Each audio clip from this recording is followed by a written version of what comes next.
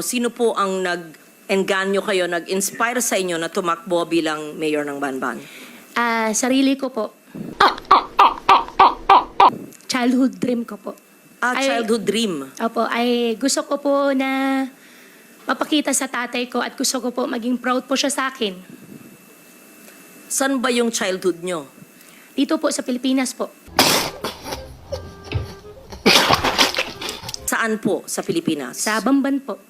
Saan po kayo napanganak? Nakita ko po dito po sa birth certificate ko po, Hilot po, at iniwanan po ako ng nan. Hindi, saan kayo napanganak? Nakita ko po dito sa birth certificate ko po, Hilot. Hindi ko po tinatanong yung proseso ng papanganak sa inyo. Saan po?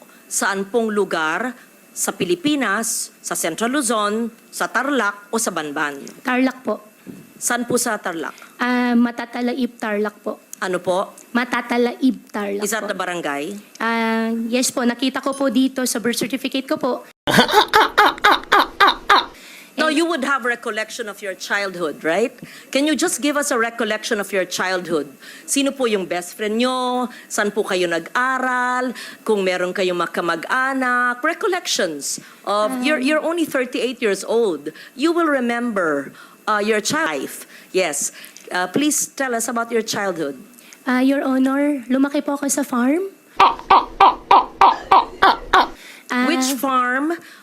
Which farm? In what barangay? In what LGU? Opo, Barangay Virgen de los Remedios, Bamban, Tarlac din po. Different po from the one po sa QJJ, yung katabi lang po niya. Nabenta po siya year 2000, hindi ko po maalala yung date kung kailan po siya nabenta. Tapos nakabili po ulit ng property po sa tabi at doon po nagtayo ulit. Lumaki po ako sa farm, Your Honor. Tinago po ako ng tatay ko po. Lumaki po ako na, ako lang po. Pinupuntahan po ako ng tatay ko po araw-araw. Lumaki kayo mag-isa? Kasama ko po ang katulong, kasama ko po yung mga kasamahan ko po sa farm. And Sino po yung makasamahan nyo sa farm? Sino yung katulong na naaalala nyo, pangalan, nationality, at sino yung nag-alaga mula kayong napanganak 38 years ago? About your childhood? Your Honor, sa farm po ako lumaki, sa Bamban po ako lumaki. Lumaki po ako mag-isa, pinupuntahan po ako ng tatay ko. How I wish po... No, okay.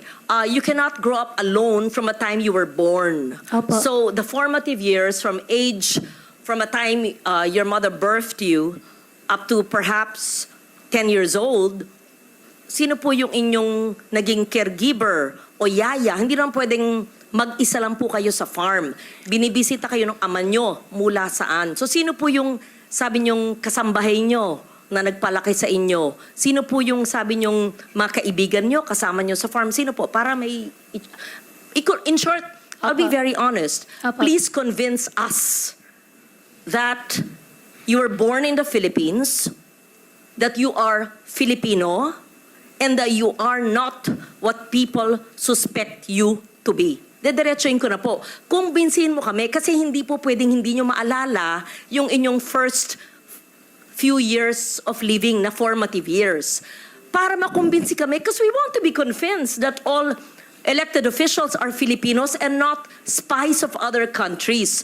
So, as a nationally elected official, and I won in Tarlac, number 1, I think, or 2, and I won in Banban, perhaps you even carried me your sample ballot, we have to know.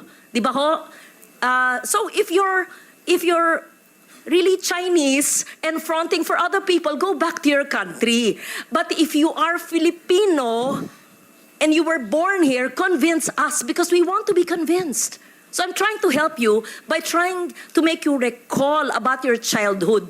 Hindi pwedeng, kasi parang scripted. Kasi I was born on this is what I can remember. And then when I ask you the same question, it's the same rote. R-O-T-E. So convince us. Your Honor, lumaki po ako sa Bamban, Tarlac. Lumaki po ako sa farm. Paulit-ulit. Opo. Anong barangay, anong farm, sino po yung nag-alaga sa inyong sabi nyo na binibisita kayo ng ama nyo, ano yung family situation, sino pong makalaro nyo, kaklase nyo, kung homeschooled kayo, sino po nag-homeschool sa inyo, ganun po.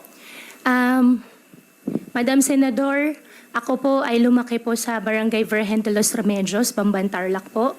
Ako po ay isang Filipino. Lumaki po ako kasama po yung mga empleyado po namin sa farm. Ipaprovide ko rin po yung mga pangalan. Come and go din po naman kasi yung mga naging empleyado po.